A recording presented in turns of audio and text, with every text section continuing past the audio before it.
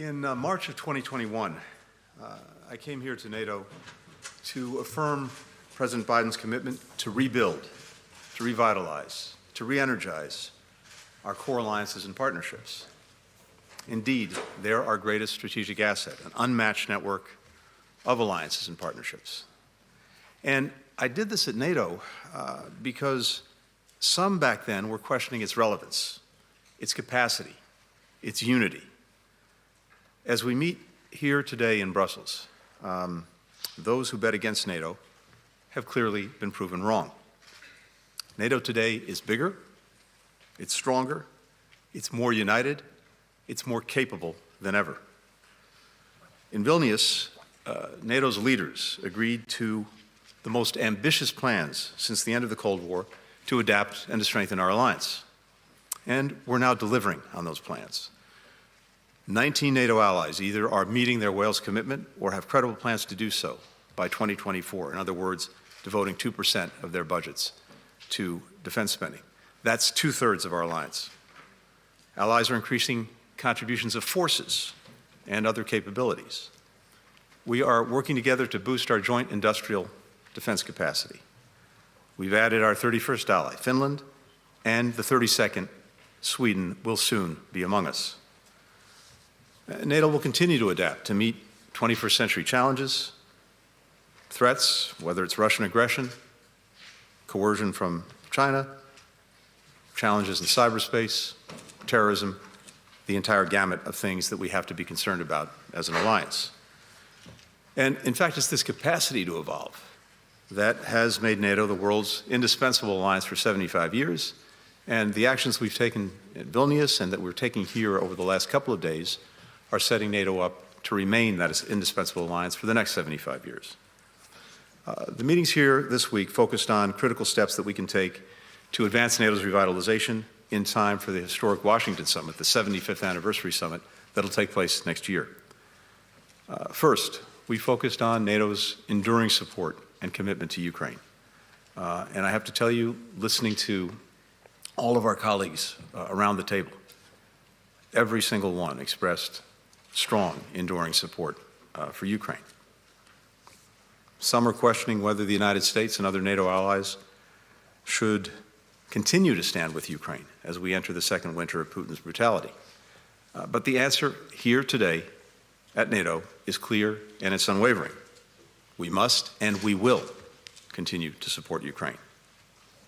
Ensuring that Russia's war of aggression remains a strategic failure is as vital today as when the Kremlin launched that war almost 2 years ago. Now, our adversaries are not standing on the sidelines. Most of the drones that we've seen used in the biggest ever drone attack on Kyiv just last weekend, those were made and supplied by Iran. North Korea is providing significant arms shipments to Russia. Stakes for all of us are clear, and again, I heard this from everyone around the table, and we must send an unequivocal message. No country will be allowed to redraw borders by force. That's an interest of every single ally around the table. It's an interest of many countries beyond this alliance with whom we've been working since February of 2022. And it's also why we're accelerating efforts to enable Ukraine to stand strongly on its own feet, militarily, economically, democratically. Even as we're supporting Ukraine's fight today, we are helping them build a military that is capable of deterring and defending against aggression far into the future. The supplemental budget request the President made is a demonstration of our own commitment to that goal, and we're looking to Congress to approve it in the coming weeks. Another critical point that is really worth underscoring, and it's reinforced by everything that I've seen over the last 2 days here. When it comes to Ukraine, the United States is not standing alone. We've provided about $77 billion in assistance to Ukraine. Our European allies, over the same period of time, have provided more than $110 billion. So we often talk about burden sharing and the imperative of burden sharing. When it comes to Ukraine, that's clearly what we've seen and what we continue to see. Ukraine knows that its future is a free, vibrant democracy, and its path to NATO and the European Union depend on its ongoing reform efforts. And Kyiv is committed to seeing those reforms through. We also heard that today from its foreign minister. So these were some of the issues that the alliance discussed with Foreign Minister Kuleba, and this was the first foreign ministers meeting we've had of the new NATO-Ukraine Council, with Ukraine sitting at its place at the NATO table. We also discussed NATO's ongoing role in promoting peace and security in the Western Balkans. Now, when I started out in this line of work 30 years ago, front and center in our concern and the concerns of countries around the world, and certainly in the transatlantic area, the Balkans, Bosnia, and then Kosovo. The one thing we don't need is a return to the future when it comes to conflict in the Balkans. NATO has a critical role to play in helping states in the region make progress on their paths to EU membership and to broader European stability. NATO has long provided the backbone of security in the Western Balkans. It's going to continue to do so. The alliance has responded decisively to actors who are seeking to destabilize northern Kosovo, as we saw earlier this year, deploying additional troops to KFOR. We're deepening our collaboration with the EU-led force in Bosnia and Herzegovina as well. So this was another critical part of our conversation over the last 2 days. Tonight, I'm heading to Skopje for the OSCE Ministerial Council. Despite Russia's flagrant violations of every single core principle of the Helsinki Final Act, its relentless efforts to obstruct the OSCE's work, the 50 other participating states have shown determination to make sure that the organization continues to fulfill its purpose to advance European security. And that's what we'll keep doing in Skopje. From Skopje, we head to Israel, the West Bank, and then on to the UAE, where in addition to participating in the COP, I'll have an opportunity to meet with Arab partners to discuss the conflict in Gaza. We head back to the region as the humanitarian pause that we helped to negotiate with Qatar and with Egypt has allowed scores of hostages to be released and to be reunited with their families. We're surging humanitarian assistance into Gaza to make sure that its people have what they need to get by. Looking at the next couple of days, we'll be focused on doing what we can to extend the pause so that we can continue to get more hostages out and more humanitarian assistance in. We'll discuss with Israel how it can achieve its objective of ensuring that the terrorist attacks of October 7th never happen again, while sustaining and increasing humanitarian assistance and minimizing further suffering and casualties among Palestinian civilians. We'll keep our efforts going to prevent the conflict from spreading, and of course we'll remain focused on enabling the safe departure of American citizens and other foreign nationals from Gaza. Finally, we will work to build on the principles that I set out in Tokyo a few weeks ago for the day after in Gaza, and to find the steps that we and our partners in the region can take now to lay the foundation for a just and lasting peace. With that, happy to take some questions. First question goes to Tracy Wilkinson with the LA Times. Hi, thank you, Mr. Secretary. You spoke of the strength and unity of NATO, and you also said that there are those who question whether NATO and the United States should continue to support Ukraine at the level that it does. Could you elaborate on that? What were the anxiety levels among some of your allies here about U.S. commitment, given the voices we're hearing in parts of the United States who talk about abandoning the Ukraine cause, and especially political changes that may come next year? And then second, if I could ask you about the Israel-Gaza war, to what extent did that overshadow talks here or impact talks here or have a role in the talks here? Thank you. Tracy, thank you. First, the second part of the question first. Yes, we certainly had conversations about Gaza, but it in no way took away from the intense focus that we've had over the last couple of days on Ukraine, as well as on Western Balkans, and preparing for the NATO summit in Washington next spring.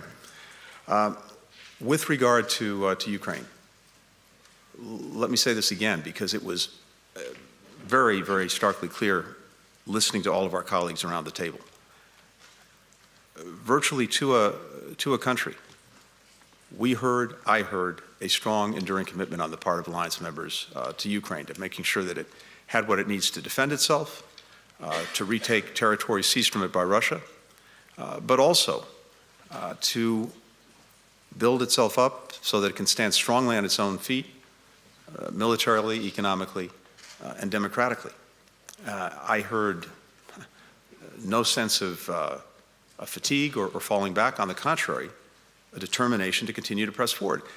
And there's a good reason for that. I think every ally recognizes that this is a matter not only of doing the right thing, it's a matter of self-interest, including for the United States.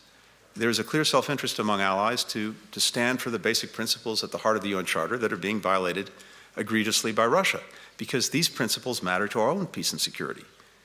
As we've said repeatedly, if we allow a country like Russia to act with impunity, to redraw the borders of another by force, to try to determine and dictate the future of another country, if that happens with impunity, then it's open season. And any would-be aggressor, anywhere, is likely to draw lessons from that. That's why it's been so important to us, but also to every country around the table, to stand strongly with and for Ukraine. And I heard nothing to suggest the contrary. And when it comes to the United States, what I continue to see, what I continue to hear is strong bipartisan support in both chambers of Congress for Ukraine. And I think you heard Speaker Johnson address this just the other day, which is very encouraging. So we have work to do to move the supplemental budget request that the President made forward. We're determined to do that. And again, we're determined to do that because it's so clearly in our interest. And Congress, time and again, when we've gone to them, has stood up and delivered. And we expect that to happen going forward. Again, not only because it's the right thing to do, but because it's the necessary thing to do to advance the interests of the United States. Joe Barnes with The Telegraph. Thank you. Joe Barnes from the Daily Telegraph. There's a growing perception that Ukraine's Western allies will move away from helping Ukraine sustain another major counteroffensive in a switch of strategy that essentially helps Ukraine hold its lines. How do you ensure that the next strategy taken by Western allies doesn't prematurely push President Zelensky and Ukraine into premature peace negotiations? And secondly, if I may, could I get your thoughts on former Secretary General Rasmussen's plan that would see Ukraine be allowed to join NATO, but without Russian-occupied territories being covered by Article 5? Thank you. Good, thanks. So what you describe is not at all what I'm hearing, seeing, or what we're doing. The NATO countries individually, and we have now more than 50 countries that are, many of them, of course, NATO members, others not, who have been almost from day one fully part of the effort to make sure that Ukraine has what it needs, not only to defend itself against ongoing Russian aggression, but to help enable it to retake territory that Russia seized from it. And that commitment continues. And there's no move away from that. We're determined to make sure that Ukraine has what it needs, including to take back territory that Russia's taken from it. At the same time, there's also, and I think this is critically important, a commitment on the part of many countries to help Ukraine build a future force that can ensure deterrence and ensure defense against aggression going forward. And that's critically important, coupled with the efforts that we're making in other areas, for example, to generate private sector investment in Ukraine so that its economy can continue to grow, to build, and it has resources of its own, as well as making sure that it's advancing on reforms to strengthen its democracy, which will be tremendously facilitated by the fact that the European Union is engaging Ukraine on the accession process, and of course reforms are necessary for that. All of that is doing two things. It's making sure that Ukraine has what it needs in this moment to continue to deal with Russian aggression, to continue to work to take back its territory, but also sets Ukraine up strongly for the future so that it can stand strongly on its own feet, again, not only militarily, but economically and democratically. That's the single best response that we can make. And it also has this effect. The main impediment to resolving this aggression, to resolving this conflict, which No one wants more than the Ukrainian people. In fact, the only impediment is Vladimir Putin. And the extent to which he believes that he can somehow outlast Ukraine, outlast its people, outlast its supporters, may be feeding the refusal of Russia to engage in any meaningful way in diplomacy or negotiations. So the work of this alliance, the work of the individual countries that are part of this alliance, as well as many other countries around the world, to support Ukraine, to help it defend itself, as well as to set it up for the future, that's the single most effective way to disabuse Putin of this very wrong-headed notion. Michael and Crowley. on Rasmussen, I haven't focused on that. I think the alliance in Vilnius was very clear that Ukraine will become a member of NATO when all allies agree and when conditions are met. That's the policy. It was clearly stated in Vilnius, clearly reaffirmed today. Michael Crowley with the New York Times. Thank you, Mr. Secretary. Two questions on Gaza. The first is that given the large number of hostages who remain and the enormous humanitarian need in Gaza, do you believe that the current pause in fighting should be substantially extended despite concerns in Israel that it may be allowing Hamas to regroup? And is it possible that Israel's offensive would not resume at all? And secondly, you have stressed the importance of pursuing a two-state solution for long-term peace. Many people doubt that Prime Minister Netanyahu shares that vision. What is your opinion, and what are the implications if he does not? Thanks, Michael. With regard to the pause, look, we'd like to see the pause extended because what it has enabled, first and foremost, is hostages being released, coming home, being reunited with their families. It's also enabled us to surge humanitarian assistance into the people of Gaza who so desperately need it. So its continuation, by definition, means that more hostages would be coming home, more assistance would be getting in. So clearly, that's something we want, and I believe it's also something that Israel wants. They're also intensely focused on bringing their people home. So we're working on that. As you know, we're working on that every single day. And I expect to take that up tomorrow when I'm in Israel meeting with the government. And again, we have other colleagues in the government who are intensely working on that. With regard to two states, look, I think we've been very clear from well before October 7th, in fact, from the first day of this administration, that we believe that that is the only path to enduring peace, to enduring security, to the preservation of Israel as a strong, secure, democratic and Jewish state, and Palestinians having their legitimate aspirations for a state and self-determination met. And I think the events of October 7th only further confirm that commitment. But all of this is a process that everyone will need to focus on. Right now, everyone is focused on the day of what's happening in Gaza right now.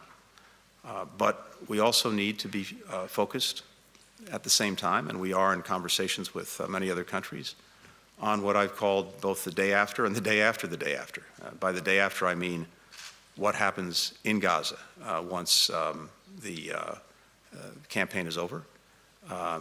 There are important questions about its governance, its security, its reconstruction. A couple of weeks ago in Tokyo, I laid out some basic principles that we see as being necessary, but also the day after, which is how do we get on a clear path to meeting the legitimate political aspirations of the Palestinian people, which really, in our judgment, is the only way to durable peace, durable security for everyone, starting with Israel and Israelis. But these are conversations that we'll pursue in the days ahead, in the weeks ahead, in the months ahead.